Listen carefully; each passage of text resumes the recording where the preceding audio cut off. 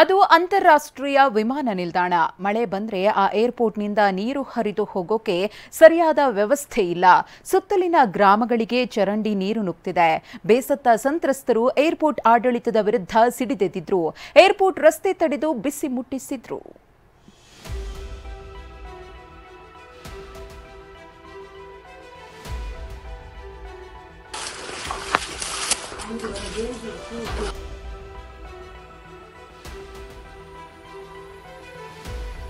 ಎಲ್ಲೆಲ್ಲೋ ನೀರೇ ನೀರು, ಸಂಪೂರ್ಣ ಜಲಾವೃತವಾಗಿರುವ ಮನೆ, ನೀರು ಪಾಲಾಗಿರೋ ದಿನಸಿ ಪದಾರ್ಥ, ನಿಂತ ನೀರಲ್ಲಿ ಮನೆಯ ವಸ್ತುಗಳೆಲ್ಲ ತೇಲಾಡ್ತಿವೆ.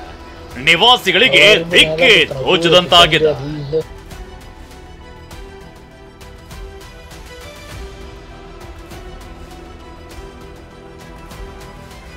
ಮನೆಗಳಿಗೆ ನುಗ್ಗಿದ ನೀರು, ದವಸ ಧಾನ್ಯಗಳು ನೀರು ಪಾಲು.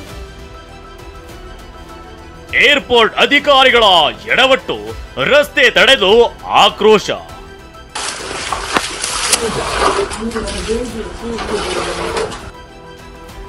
ರಾತ್ರೋರಾತ್ರಿ ಹೀಗೆ ಮನೆಗಳಿಗೆ ನುಗ್ಗಿರೋದು ಮಳೆ ನೀರೇ.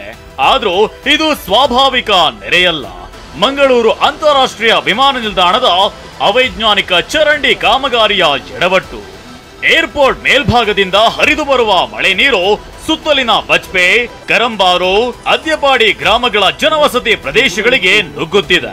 ಕಳೆದ 3 ದಿನಗಳ ಹಿಂದೆ ಭಾರೀ ಮಳೆಗೆ ಕರಂಬಾರು ಗ್ರಾಮದ 7 ಮನೆಗಳು ನೀರಿನಲ್ಲಿ ಮುಳುಗಿ ಹೋಗಿದ್ವು. ದಿನಸಿ ಪದಾರ್ಥಗಳೆಲ್ಲ ನೀರು ಪಾಲಾಗಿದ್ವು. ಕರಂಬಾರು ಮತ್ತು ಅದ್ಯಪಾಡಿ ಈ 2 ಗ್ರಾಮಗಳ ವ್ಯಾಪ್ತಿಯಲ್ಲಿ ಈಗಾಗಲೇ ಸಾಕಷ್ಟು ಜನ ತೊಂದರೆಗೆ ಒಳಗಾಗಿದ್ದಾರೆ. ನಾನೀಗ ಅದೇ ಸ್ಥಳದಲ್ಲಿದ್ದೇನೆ. ನೀವು ದೃಶ್ಯದಲ್ಲಿ ಗಮನಿಸಬಹುದು, ಇದು ಪೂರ್ತಿ ತೋಟ ಪ್ರದೇಶ. ಇಲ್ಲೇ ಪಕ್ಕದಲ್ಲೊಂದು ಹಳ್ಳ ಇರುತ್ತೆ, ಹಳ್ಳ ಹರಿದು ಹೋಗುತ್ತೆ.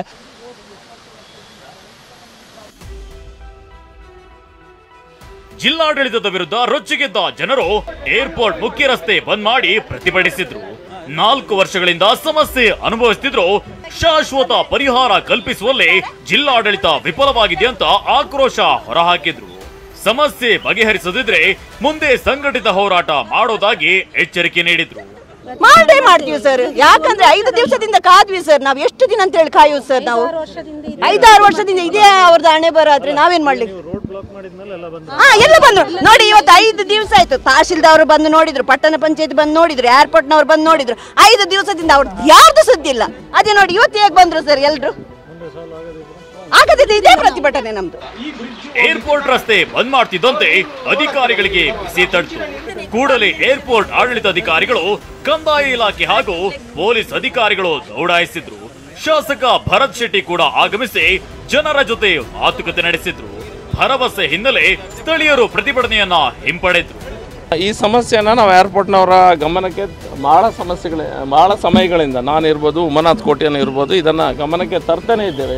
ಅದಕ್ಕೆ ನಾವೀಗ ಅಧಿಕಾರಿಗಳನ್ನು ಕರೆಸಿ ಮಾತಾಡಿದ್ದೇನೆ. ಇಲ್ಲಿಂದ ಏರ್ಪೋರ್ಟ್ ಅಧಿಕಾರಿಗಳನ್ನು ಕರೆಸಿ ಇಮಿಡಿಯೇಟ್ ಆಗಿ ಇದಕ್ಕೆ ಸೊಲ್ಯೂಷನ್ ಮಾಡಬೇಕನ್ನುವಂಥದ್ದು ಹೇಳಿದ್ದೇನೆ. ಇದನ್ನು ನೋಡ್ತೇನೆ ಮಾಡ್ತೇನೆ ಅಂತ ಹೇಳುವ ಅವಶ್ಯಕತೆ ಖಂಡಿತ ಇಲ್ಲ.